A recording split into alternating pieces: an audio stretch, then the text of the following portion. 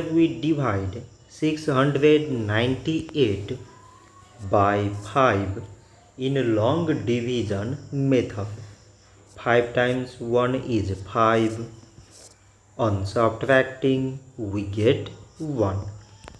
So now we put down this 9 and it is 19. 5 times 3 is 15.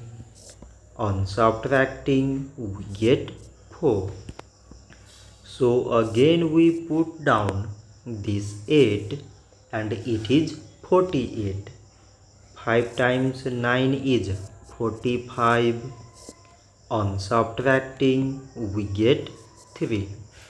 So now we have no any other number to put it down. So we take here decimal, so that we put 0. So it is 30 and 5 times 6 is 30. On subtracting we get 0. So 698 divided by 5 is 139.6.